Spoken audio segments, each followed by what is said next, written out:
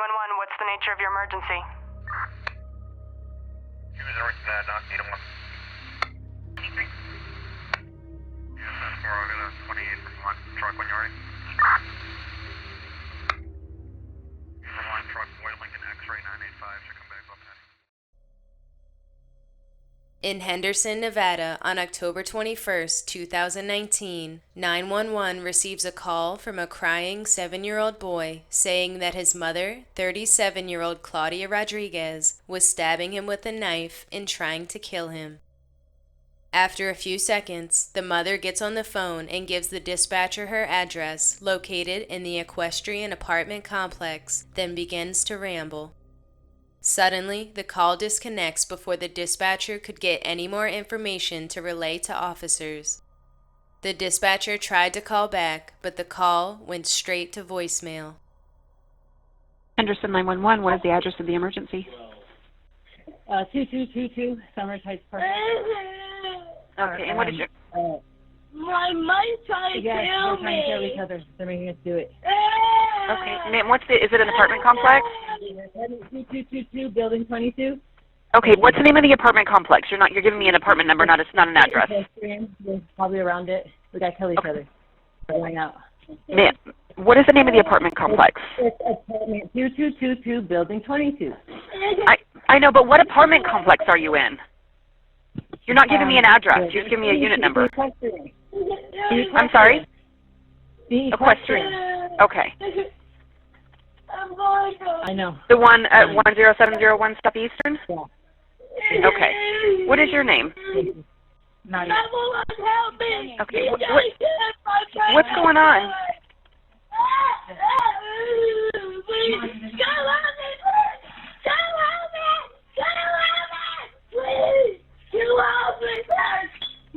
No, they're making me kill each other.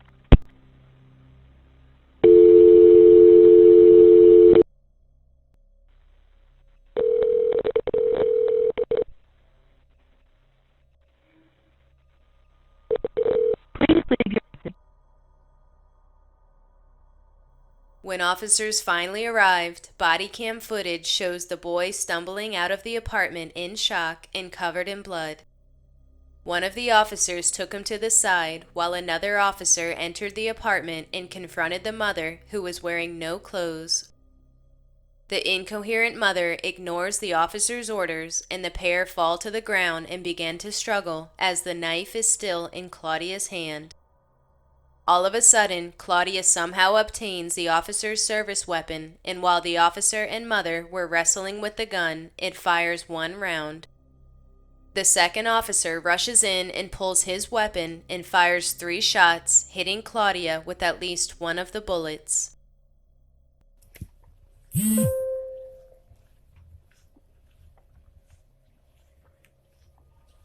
241, attempting contact.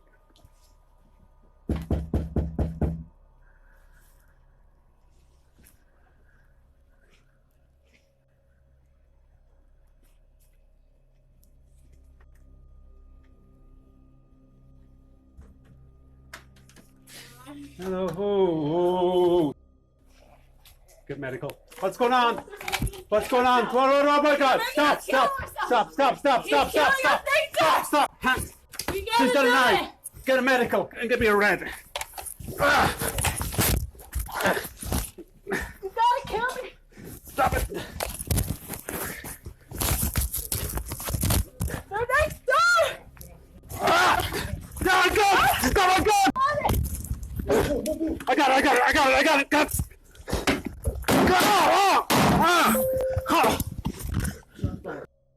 Recording.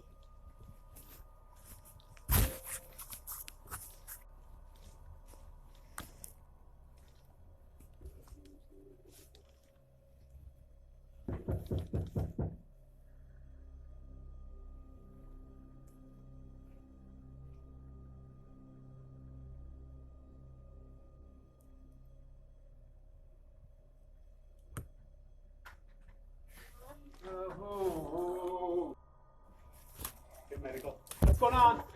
What's going on? Oh my God! Stop! Stop! Give us a red. Start medical. Stop! Hands! She's got a knife. Get a medical and get me a red. I'm 11. You gotta kill me. Stop it. Sit down. Sit down.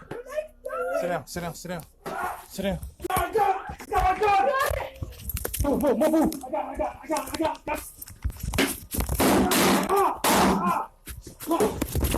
Shots fired. Claudia was rushed to the Sunrise Hospital in critical condition, but later died from her injuries.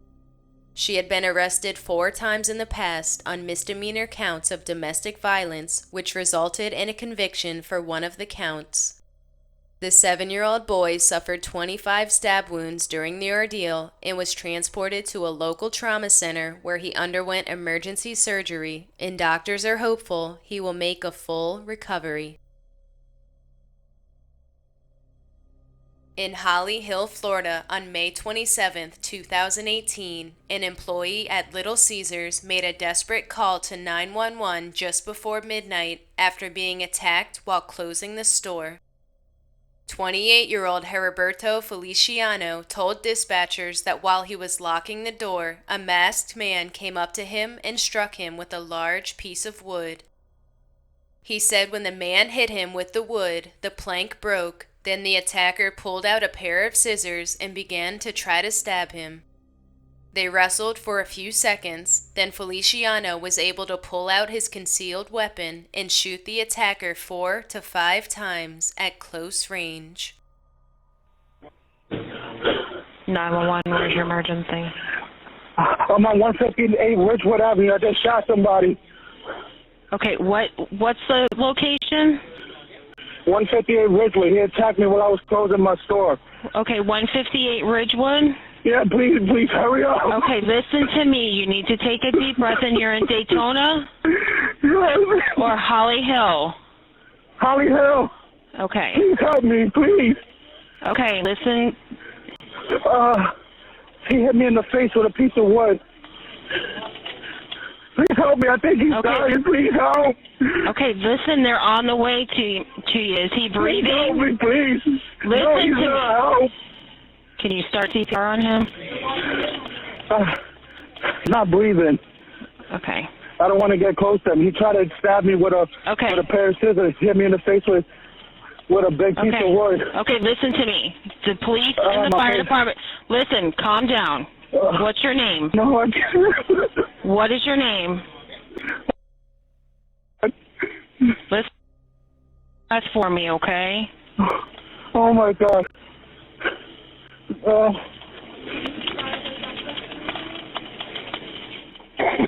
I'm bleeding all over the place. You are? Yeah. Okay. Did he try to rob you? I have no clue. I just stepped out the door, and he hit me in the face with a big, 2x4 or something. And he had a pair of scissors in his hand. I gotta call my mom. No, stay on the phone with me. And please, do you still, where is the handgun? I have it placed on the trunk of my car. Put it down. Okay.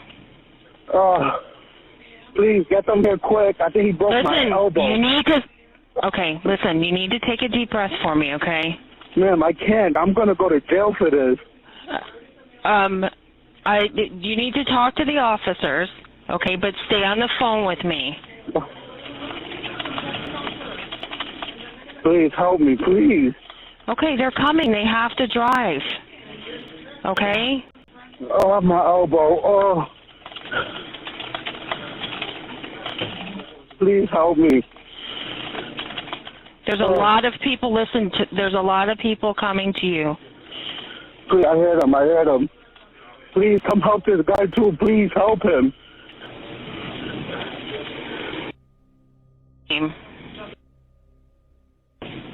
Oh, my elbow. Please. Okay. They're driving there to drive to you, okay? Was he the only person you saw? Yeah.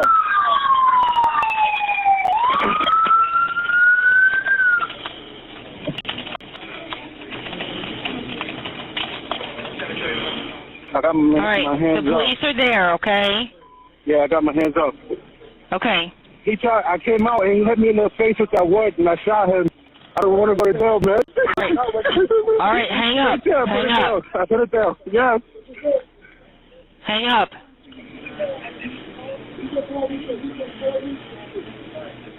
At my elbow, can I get a... Hang up. No, yeah, but... Police quickly responded to the scene around 11:50 p.m., where they found the suspect unresponsive in the middle of the parking lot with gunshot wounds to his arm and torso. The demon mask, scissors, and plank of wood were scattered on the ground nearby. The suspect was later identified as a North Carolina man, 53-year-old Jesse Coggins. He was taken to the hospital where he later died from his injuries. Records from North Carolina indicate Coggins was previously convicted on charges of receiving stolen goods, indecent liberties with a child, disorderly conduct, and driving while impaired.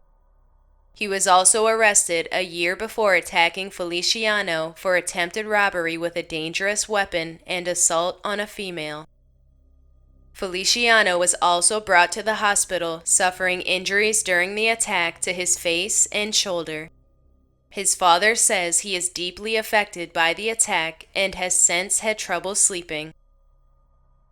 Police did confirm Feliciano has a legal concealed carry permit, and they announced the shooting was justified as self-defense.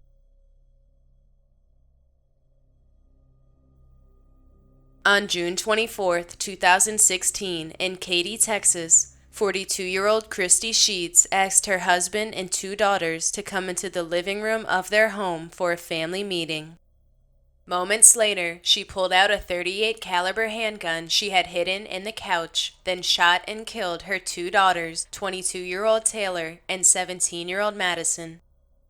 911 received a call from both of the girls, where all the dispatcher could hear in the background was several voices yelling and someone pleading to put the gun down and not to shoot. Corporate 911, you need to ambulance. Hello?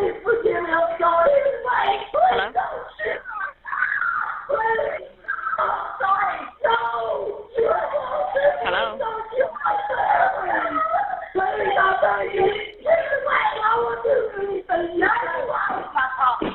Hello?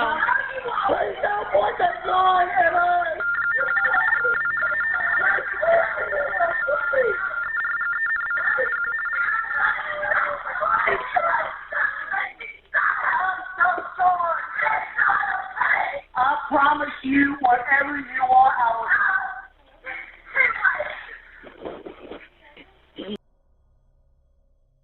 Corporate 911, do you need police, fire, or EMS? Hello?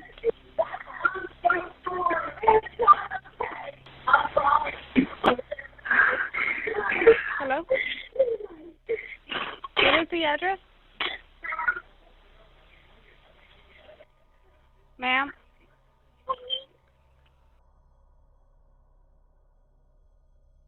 Older sister Taylor was shot a total of 3 times, including once in the head, and her younger sister Madison was shot a single time.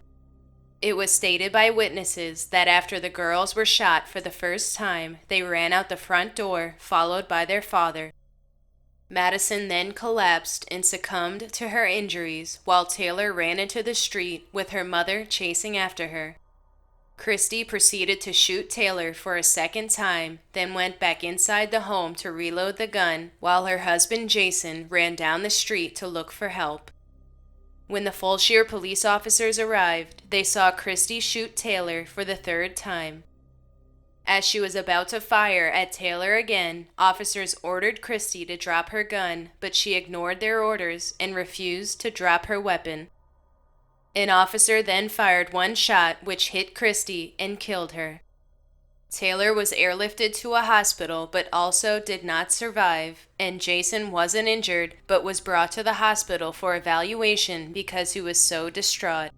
The murders happened on his birthday. Jason, her husband of more than 20 years, said Christy had been suffering from severe depression and had been taking numerous medications and drinking heavily. She was admitted on 3 separate occasions in the past to a private mental health facility after attempting suicide and was on the brink of divorcing Jason. Cops were previously called to their home on 14 separate occasions, a few times being for those suicide attempts. Christy and Jason's marriage had been rocky since 2012, separating and getting back together several times, and he believes Christy shot the girls to get back at him, with police agreeing that the motive was revenge. It's likely that an incident leading up to the shooting a few days prior may have been the last straw for Christy when she and her oldest daughter Taylor got into an argument. Christy wanted to ground Taylor and prevent her from getting married to her fiancé, who she was due to marry just days after she died. Jason chimed in, saying it was inappropriate to ground and prevent their 22-year-old daughter from seeing her fiancé. He told investigators that when Christy called for a family meeting, he assumed his wife was gathering their daughters to tell them they were divorcing, but instead she shot the girls. She knew how much Jason loved his daughters, and instead of shooting him, which she had the chance to, she shot the girls so it would cause him to live with that memory for the rest of his life. Friends and family described Christy as a loving and proud mother, but was struggling from major mental health issues, and despite knowing of those issues, they said there weren't any warning signs that she would do this to her daughters. Neighbors added that they were shocked and horrified at the events that unfolded in the usually quiet neighborhood. According to Christy's Facebook page, she was very outspoken about gun rights, supporting the Second Amendment, and she had even applied for a concealed carry permit, but her application was denied. The gun she used during the shooting was given to her by her grandfather, who had recently passed away, and his death is believed to be where the start of Christy's mental health began to spiral out of control. At the funeral service held for the girls, Jason said in part, quote, "If you have loved ones, tell them you love them every day and give them a hug, because you never know, it might be your last day," unquote. He says his faith in God is what saved him after his daughters were killed by his wife, but wish God would have taken him and saved his daughters instead. In Wichita, Kansas, on December 28, 2017, a 911 call was received from a man saying he shot his father during an argument and had his mother and brother held hostage at gunpoint. When the dispatcher asked if he could put the gun down, he says no, and added further threats that he had poured gasoline around the house and might set the house on fire. Officers were prepared for a hostage situation as they arrived to the address given by the caller. Hello? This is 911. What's going on? Hello? Yeah. This is 911. What's going on? I recently got disconnected. I had told you guys everything that happened about the argument with my mom and dad. Okay. What's your address? Hello? Yeah, it's 1033 West McCormick Street.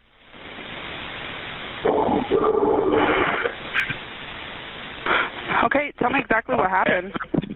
They were arguing and I shot him in the head and he's not breathing anymore. Okay, so what's going on right now? Are you there? Yeah. Okay, do you have any weapons on you? Yeah, I do. What kind of weapons do you have? A handgun. What kind of handgun is it? I don't know, it's my dad's. What color is it? It's black. Where exactly are you at in the house? By the closet. Okay, what closet? My mom's. Where's that at in the house? In her room. which is where she's at, and my little brother. You have a little brother? Yeah. I was on the phone with you guys earlier, telling you guys about it. I just got disconnected. Okay. Well, we're going to try to get you some help. Where exactly in the house, like, is this a one-story or two-story house? It's one story. Is it towards the front of the house, the back of the house? Well, like, it's like towards the back, I guess. I'm just pointing the gun at them, making sure they stay in the closet, my mom and my little brother. Okay, is there any way you can put the gun up? No. Are you guys sending someone over here? Because then I'm definitely not going to put it away. Okay, I'm just going to go ahead and stay on the phone with you, okay? That's fine. Until they get here, or? As long as you need me to, okay? Yeah, I'm thinking about, because I already poured gasoline all over the house. I might just set it on fire. Okay, well, we don't need to do that, okay? In a little bit, I might. Why would you do that? Do you have my address correct? Can you verify it for me again? It's 1033 West McCormick Street. My zip code is 67213. Okay. So which way does your house face? Like, does your front door face north, south, east, west? I don't know. It's just facing the street.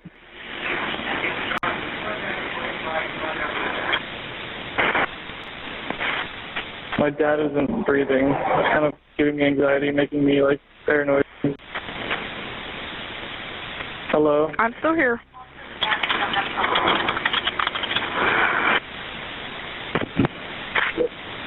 I'm still here, okay? Yeah, me too.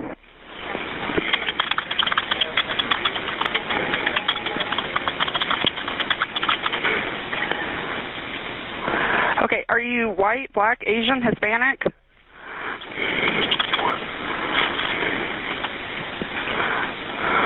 Are you there?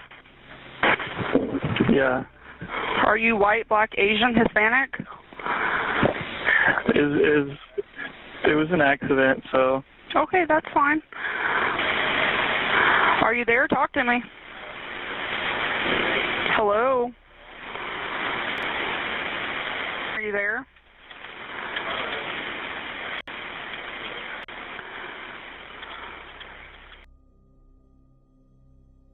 The person living in the home, 28-year-old Andrew Finch, saw the police lights outside and opened the door, where officers then gave him several verbal commands to put his hands up and walk towards them.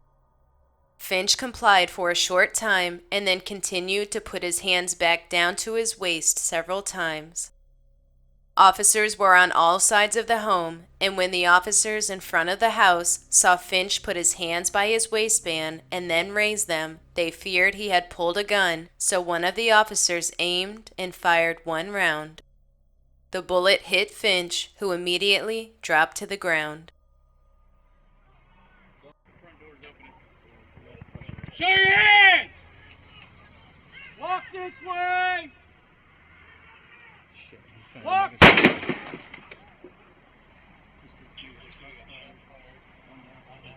Walk this way! Walk!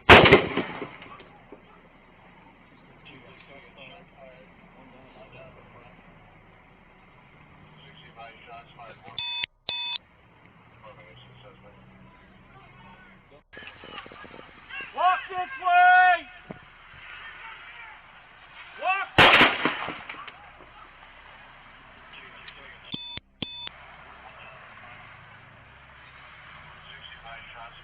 348 to 260. References call. Front door's open. Good. We got the front door open. Show your hands! Walk this way! Walk! 262, we got shots fired. One down at the front. Hey! Front door! Hands! Hands! Hands!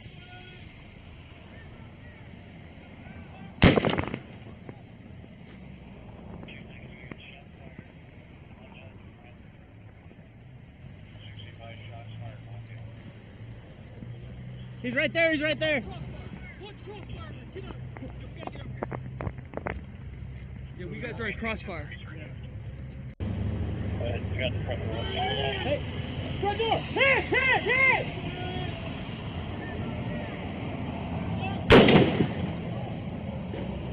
We got shots fired. One down.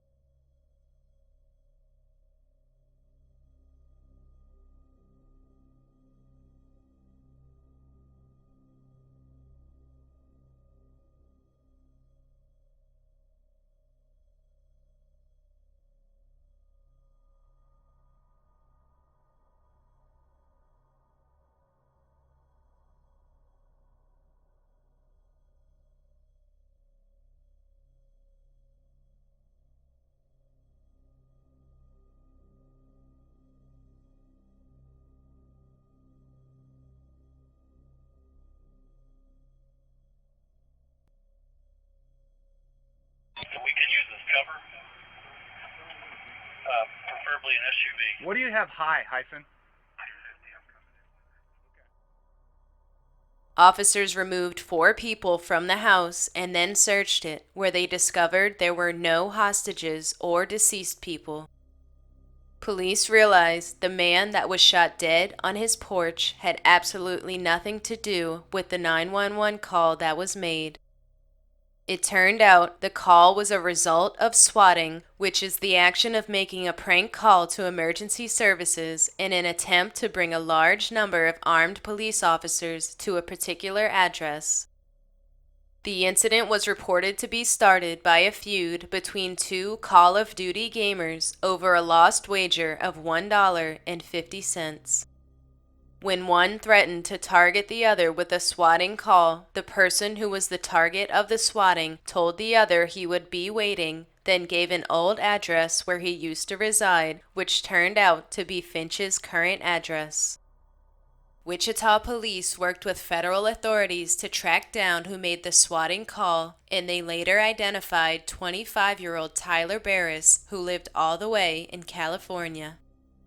He admitted to making dozens of other similar calls to emergency and law enforcement agencies across the country. Some included falsely reported bomb threats, active shootings, and other criminal activity at high schools, shopping malls, and even the Federal Bureau of Investigation. Around 400 swatting cases happen each year, and as in this case, the consequences can be deadly. Tyler Barris pleaded guilty in November of 2018 to a total of 51 charges, and finally, in March of 2019, he agreed to serve 20 to 25 years in prison as part of the plea agreement. The Wichita police officer who fired the shot that killed Andrew Finch did not face criminal charges. District Attorney Mark Bennett said that was determined based on Kansas law and law handed down by the Supreme Court, which says that when determining if an officer's shooting was justified, evidence has to be reviewed based on what the officer perceived at the time of the shooting, not the evidence after the fact that Finch did not have a gun. The family of Andrew Finch sued the city of Wichita for $25 million for a combination of pain and suffering, medical and burial expenses, lifetime lost earnings, loss of consortium, and punitive damages. They say the officer who shot Finch was inadequately trained and used excessive force. They also brought up that during the 911 call, the caller described the house he was reportedly in as a one-story home, but the house police arrived at had 2 levels. If that information had been relayed to the officers, it could have raised a red flag that something was fishy about the call. Furthermore, there were other officers stationed 8 to 10 feet away that did not fire their weapons, but the officer that did fire was 50 yards away. The family wondered, wouldn't it have made more sense for the officers closer to the home to shoot if they perceived any threat? The lawsuit cites FBI crime statistics showing Wichita has a ratio of 1 shooting death for every 120 officers, which is 11 times greater than the national ratio and 12 times greater than the ratio in Chicago. Andrew Finch was the father of 2 young children, and his family said he didn't even play video games. They want justice and reform of the Wichita Police Department, saying the lawsuit isn't about money, but about holding the Wichita police accountable. They want to make sure Andrew's legacy means other families won't have to experience the tragedy that they experienced. On March 10, 2017, in St. Charles, Illinois, 48-year-old Randall Coffland called 911 minutes before he would kill himself after he had shot and killed his twin daughters and shot and wounded his wife. When officers arrived to the family home, police found the bodies of his 16-year-old twin daughters, Brittany and Tiffany, and found Randall with a self-inflicted gunshot wound to the head. He was lying face down in the tub with his cell phone and 9mm pistol nearby. His estranged wife, 46-year-old Anjum, was found with gunshots to her legs but was still alive. The shootings came a day after Anjum asked Randall for a divorce. He had texted Anjum the morning after she told him she wanted a divorce, saying he was going to kill himself. Then later that afternoon, he texted her that he had secrets to show her, but didn't elaborate any further. I want you to live in something like I did. Not on. I just shot and killed my 2 kids, and I shot my wife, and I'm going to shoot myself now. What address you at? What? What address you at? 450 South 1st Street, St. Charles, Unit 406. I'm going to kill myself now, too. My 2 girls are dead, and I'm killing myself. Sir. All right, so 450 South 1st Street in St. Charles?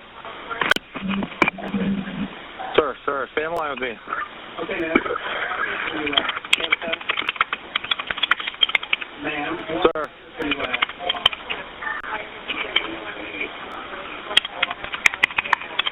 Ma'am, where are you at? Hello? I just heard a shot in the back. Sir.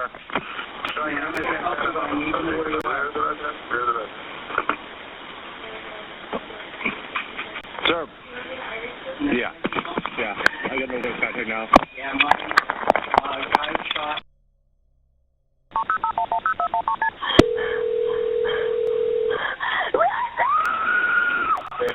I don't know. Where do you need help at? St. Charles. Where in St. Charles? Oh my God, my husband shot my kids. Okay, I need to know where you are. I can help you, but I need help. Where are you? Not 406. God, somebody please help me. Oh, Okay, ma'am, what address are you at? open the door. Call 911 now. Ma'am, what address are you at? Oh my God. Ma'am, where are you at?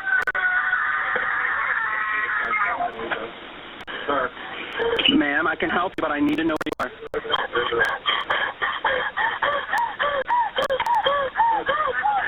Ma'am, I can help you, but I need to know where you're at. Please call 911. Please give them my address. Okay, could it be 450 South 1st Street? 450 South 1st Street. Yes. Okay, what apartment? Call ambulance. Okay, we're getting them headed that way. What apartment are you in? 406. My girls are dead. My girls. 406? Okay, stay on the phone. I'm going to get an ambulance headed that way. Yep, we're going to be on our way. Don't hang up, okay?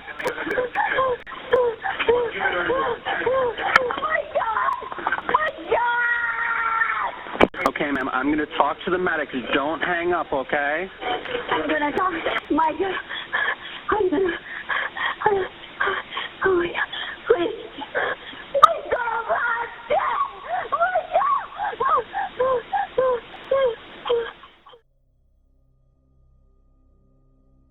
Anjum said when she arrived at Randall's condo to see what secrets he wanted to show her, she walked in and noticed the TV was on in the living room and saw one of her daughters on the couch lying still, but didn't think anything was amiss. She walked into the kitchen, then Randall walked up behind her and told her to turn around, and she saw him holding a gun. She asked him what he was doing and said he was going to wake up the girls, but Randall told her he had already killed their 16-year-old daughters. He then pointed the gun at Anjum and shot her in the legs. The body of one of the girls was found on the couch while the other was in her bedroom, both with gunshot wounds to the head. After the news broke of the tragic shooting, community members created a memorial outside of the condo where people left candles, flowers and crosses, and signs to remember the twins who were high school juniors just days away from their 17th birthday. Anjum said just a month before the murders, around the time she moved out of the home they shared, she and Randall made what she described as a mutual decision to separate. She had met him when she was 17, and when she got married and moved out to live with him, her Pakistani family disowned her. She said she had asked Randall for a divorce 10 years prior to the incident, but they stayed together because he was the breadwinner of the family and the fact she had no support from her family. For those reasons, she stuck it out and stayed married to Randall for 28 years before they split in 2017. Anjum said she decided she was ready to leave due to Randall's controlling behavior and felt the girls were old enough to understand their separation. Back in 2015, Randall was diagnosed with depression and began taking an antidepressant, but weeks before the tragedy, Anjum said he was drinking heavily while taking 2 to 3 depressants a day. After leaving, Anjum moved a few minutes away to her own condo and let the girls stay with their dad because they were comfortable in that home. She said she never thought she had to question their safety. Anjum still lives in that same condo she moved into a month before the murders, and in the months following the tragedy, she battled depression, suffered nightmares, and struggled to cope with the devastation of losing her daughters. She stayed in the same city because she remembers how happy the girls were there and the fact that they walked the same streets she still travels every day. She visits her daughters' graves often, talking to them and leaving flowers for them and also for Randall, but saying only because he was a good father before the murders and doesn't feel the need to say anything else to him. Now, Anjum is focused on moving forward, finding ways to cope like working out, and in the future, she hopes to travel the world, which was something that Randall never wanted her to do.